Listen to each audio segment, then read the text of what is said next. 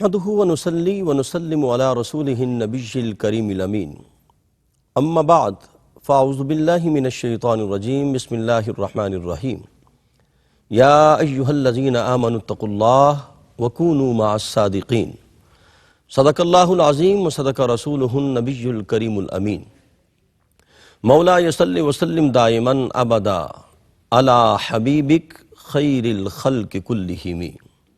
انتہائی محترم و مکرم ناظرین و سامعین، الحمدللہ ربیع الثانی کی بابرکت ساعتوں میں ذکر غوث الورا رضی اللہ تعالیٰ عنہ کے ساتھ ہم حاضر ہیں، اور آج ہمارا موضوع ہے غوث پاک رضی اللہ تعالیٰ عنہ کا علمی مقام۔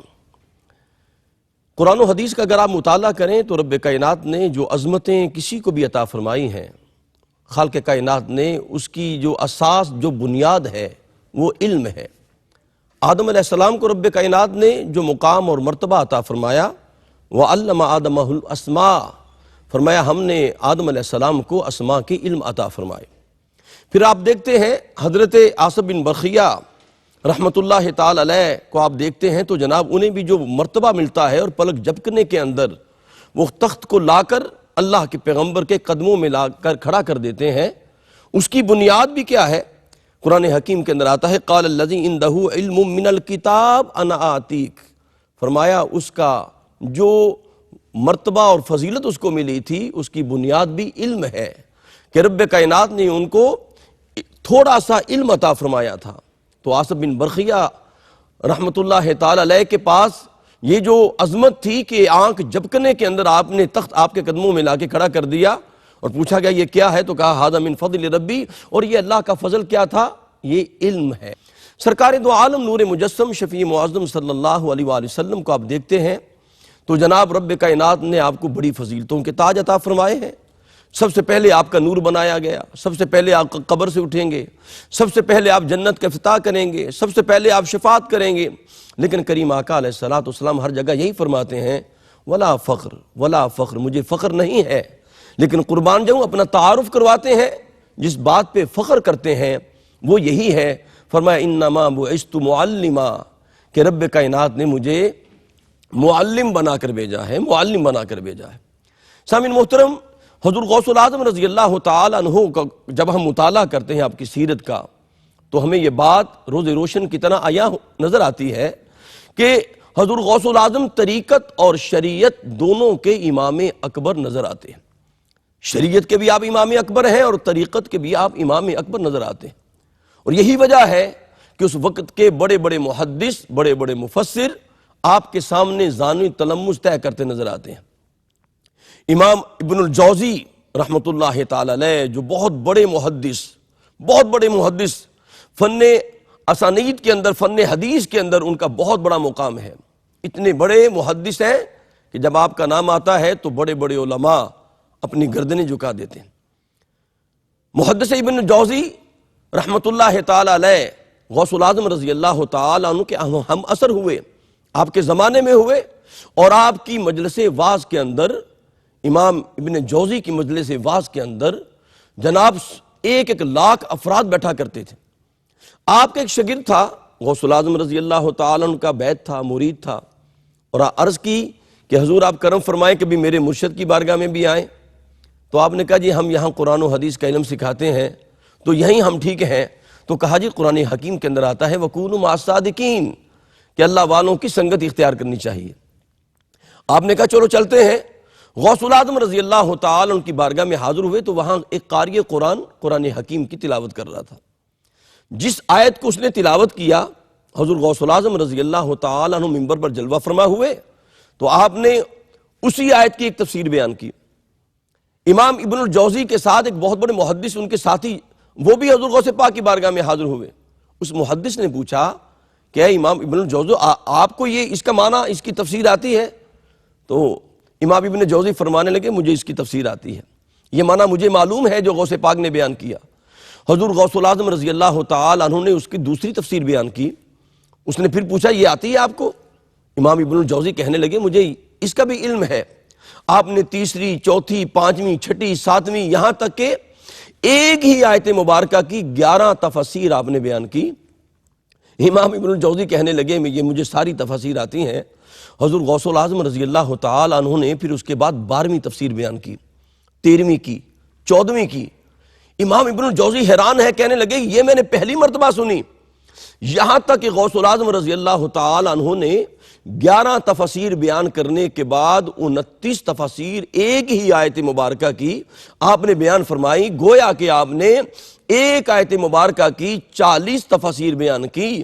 تو جناب محدث ابن جوزی کہنے لگے مجھے قسم ہے اس ذات کی جس کے قبضہ قدرت میں میری جان ہے، مجھے پہلی 11 آتی تھی، بقیہ 29 نہیں آتی، اور فرتہ حیرت میں گم ہو گئے۔ اور جناب امام ابن الجوزی فرتہ حیرت میں گم ہے، حیران ششدر ہے کہ یہ علم کا مقام ہے، اور یہ علمی مقام غوث پاک رضی اللہ تعالی عنہ کا ہے۔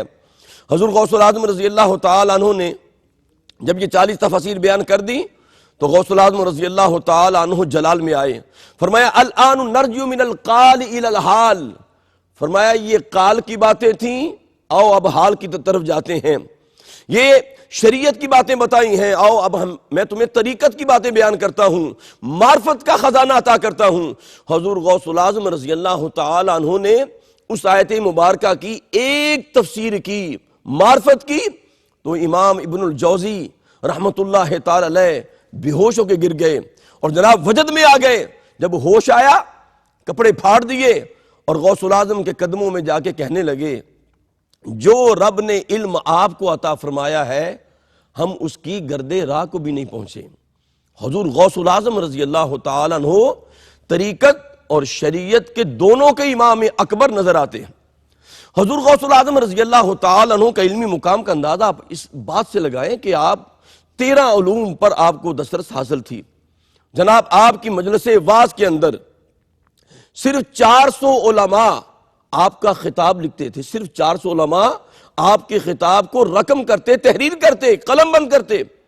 اور جناب قربان جاؤں 90 سال آپ نے درس قرآن دیا، 90 سال آپ نے قال قال رسول اللہ کی صدائیں بلند کی، اور آپ کی مجلس واعظ سے جناب 70 جنازے اٹھتے تھے۔ رب کائنات نے آپ کو یہ علم کا مقام عطا فرمایا۔ ایک اور منظر دیکھیں، امام ابو البقاء بیان کرتے ہیں، آپ فرماتے ہیں کہ نحو کے ایک بہت بڑے امام یحییٰ بن نجاح الادیب النحوی، یہ اتنا بڑا نام ہے کہ نحو کے بڑے بڑے آئمہ اس کا نام سنتے ہیں تو گردنیں جھک جاتی ہیں۔ یحییٰ بن نجاح الادیب النحوی سے کسی نے کہا کہ حضور آپ بھی کبھی غوث الاعظم کی بارگاہ میں چلیں، ان کی صحبت اختیار کریں، غوث الاعظم ہے۔ تو آپ نے کہا چلو چلے جاتے ہیں، اللہ والوں کی صحبت میں جانا چاہیے۔ صحبت سالے تورا سالے کنن، صحبت تالے تورا تالے کنن، اللہ والوں کی صحبت جو ہوتی ہے، اور ناظرین صحبت بہت بڑی بات ہے۔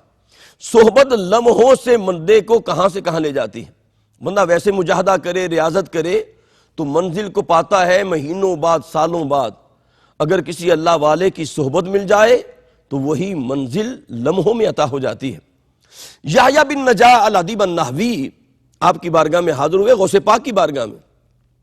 آپ کے پاس ایک دھاگا تھا، اور آپ نے دل میں سوچا کہ غوث الاعظم رضی اللہ تعالیٰ عنہ کو کوئی شعر بھی آتا ہے، عربی شعر بھی آتا ہے۔ تو غوث الاعظم نثر میں گفتگو کر رہے ہیں۔ اب یہ یحییٰ بن نجاح الادیب النحوی کے دل میں یہ بات آئی، انہوں نے زبان سے نہیں کہی، غوث الاعظم رضی اللہ تعالیٰ عنہ نے اس کی دل کی بات کو جانا۔ حضور غوث پاک رضی اللہ تعالیٰ عنہ نے وہیں سے اگلی گفتگو جتنی تھی آپ نے اس کو منظم کر دیا اشعار کی صورت میں۔ شعر پڑھتے گئے، گفتگو جاری رہی۔ یحییٰ بن نجاح الادیب النحوی وہ کہتے ہیں میرے پاس دھاگا تھا، تو جب غوث الاعظم شعر پڑھتے تو میں ایک گرہ لگا دیتا، گانٹھ لگا دیتا، تاکہ میں دیکھوں کہ کتنے اشعار آپ کو آتے ہیں۔ ایک بڑا لمبا دھاگا آپ کے پاس تھا، غوث الاعظم اشعار پڑھتے جا رہے ہیں، آپ گانٹھ لگاتے جا رہے ہیں، گرہ لگاتے جا رہے ہیں، گرہ لگاتے جا رہے ہیں، یہاں تک کہ ان کا دھاگا ناظرین ختم ہو گیا۔ غوث الاعظم رضی اللہ تعالیٰ عنہ جلال میں آئے، آپ نے اشارہ کیا، فرمایا یحییٰ بن نجاح الادیب النحوی انا احل وانت تعقد، فرمایا میں لوگوں کی گرہ کھولتا ہوں اور تو گرہ لگا رہا ہے۔ میں تو شقاوتوں کو سعادتوں میں بدلتا ہوں، ان کے مقدر کی گرہ کھولتا ہوں۔ یحییٰ بن نجاح الادیب النحوی جب یہ بات سنی تو جناب آپ کے قدموں میں آ گئے، اور عرض کی حضور غوث العظم رضی اللہ تعالیٰ عنہ جو رب نے علم آپ کو عطا فرمایا ہے ہم اس کی گرد راہ کو بھی نہیں پہنچے۔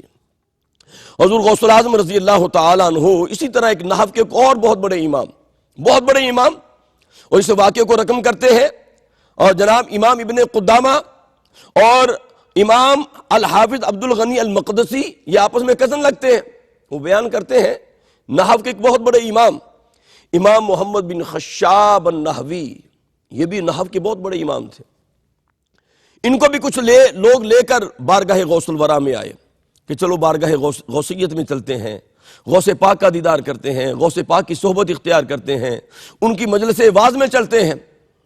امام محمد بن خشاب النحوی کہتے ہیں کہ میں بھی چل پڑا، اور میرے ساتھ میرے ساتھی بھی تھے، دوست بھی تھے، رفقا تھے۔ جب کہتے ہیں کہ میں غوث العظم کی بارگاہ میں پہنچا تو آپ نے معرفت کی باتیں کر رہے تھے، تو معرفت کے راز بیان کر رہے تھے۔ کہتے ہیں کہ میں نے جب آپ کی یہ گفتگو سنی تو دل میں نے سوچا آج میں نے نحو کی مجلس چھوڑی، اپنا درد چھوڑا۔ کہنے لگے لم احسن تا کلام مجھے کلام میں کوئی مزہ نہیں آ رہا تھا۔ یہ بات انہوں نے دل میں سوچی، صرف دل میں سوچی کہ مزہ نہیں آ رہا، اس سے بہتر تو میری وہ مجلس تھی کہ چلو میں وہاں پڑھاتا بچوں کو، خود پڑھتا، علم حاصل کرتا۔ اب یہ بات ناظرین انہوں نے دل میں سوچی، اور اللہ کا ولی تو اللہ کے نور سے دیکھتا ہے، دلوں کے حال جان لیتا ہے۔ حضور غوث العظم رضی اللہ تعالیٰ عنہ جلال میں آئے، آپ نے فرمایا اے امام محمد بن خشاب النحوی تفضل النحو علی مجالس الذکر، فرمایا کیا اللہ کے ذکر کی مجالس کو تو نحو کو ترجیح دے رہا ہے، اور اللہ کی مجالس کو، ذکر الہی کی مجالس کو، معرفت کو تو نحو کو ترجیح دے رہا ہے؟ امام محمد بن خشاب النحوی کہتے ہیں جب یہ میں نے جملہ سنا تو کہنے لگے یہ بات تو میں نے دل میں سوچی تھی، حضور غوث العظم رضی اللہ تعالیٰ عنہ نے دلوں کی باتیں جان لی، اور دلوں کی باتیں جان کر آپ نے فرمایا کہ اللہ کا ذکر بڑا افضل ہے۔ اور ناظرین اللہ کا ذکر ہے ہی افضل۔ حدیث پاک کے اندر آتا ہے، کریم آقا علیہ السلام نے فرمایا کہ جو بندہ قرآن پاک پڑھنے میں مشغول ہو جائے، اللہ کے ذکر میں مشغول ہو جائے، یہ دو چیزیں ہیں ناظرین، قرآن حکیم اور ذکر الہی، فرمایا وہ اتنا مشغول ہو جائے تلاوت قرآن حکیم کے اندر، اتنا مشغول ہو جائے اللہ کا قرآن پڑھتا جائے، ورتل القرآن ترتیلا کے حساب سے وہ قرآن کی تلاوت کرتا جائے، اور جناب ذکر الہی میں مشغول رہے۔ کریم آقا علیہ السلام نے فرمایا کہ اس کا یہ ذکر الہی میں مشغول رہنا، تلاوت قرآن میں مشغول رہنا، فرمایا اتنی بڑی عبادت ہے، اگر وہ اس قدر مشغول ہوا کہ اللہ سے مانگ بھی نہ سکا، دعا بھی نہ کر سکا، تو کریم آقا نے فرمایا اللہ پاس اس ذکر کی برکت سے، اس قرآن حکیم کی برکت سے اسے وہ بھی عطا کرتا ہے جو انسان کے وہم و گماں میں نہیں ہوتا، جو وہ مانگ نہیں سکا رب کائنات اسے وہ بھی عطا کر دیتا ہے۔ تو غوث العظم نے فرمایا اے امام محمد بن خشاب النحوی تو نحو کو فضیلت دے رہا ہے ذکر الہی پر، تو حضور غوث العظم رضی اللہ تعالیٰ عنہ کا علمی مقام دیکھیں کتنا بلند ہے۔ اور آپ کے علم کے حوالے سے ایک بڑی خوبصورت بات آپ کی سماعتوں کی نظر کرتا ہوں۔ آپ کے ایک ہم عصر گزرے ہیں محمد بن علی بن حیتی رحمۃ اللہ تعالی علیہ، بہت بڑے عارف تھے، بہت بڑے عالم تھے، بہت بڑے ولی کامل تھے۔ حضور غوث العظم کی بارگاہ میں حاضر ہوئے، اور جناب حضور غوث العظم رضی اللہ تعالیٰ عنہ جب سرکار دو عالم کے فضائل بیان کرتے تھے، سرکار کے مناقب بیان کرتے تھے، آقا کی سیرت کا نور بیان کرتے تھے، آقا علیہ السلام کا سراپا بیان کرتے تھے، تو کریم آقا علیہ السلام کا سراپا بیان کرتے کرتے ادھر ذکر مصطفیٰ ہو رہا ہوتا تھا، ادھر دیدار مصطفیٰ ہو رہا ہوتا تھا۔ علی بن حیتی رحمۃ اللہ تعالی علیہ مجلس واعظ میں سو گئے، آنکھ لگ گئی، جب آنکھ کھلی تو دیکھا غوث العظم سامنے ممبر سے اتر کے نیچے کھڑے ہیں۔ کہا کہ آپ میرے سامنے؟ فرمایا نہیں، یہ بتا جب تیری آنکھ لگی تھی تو کہاں لگی تھی؟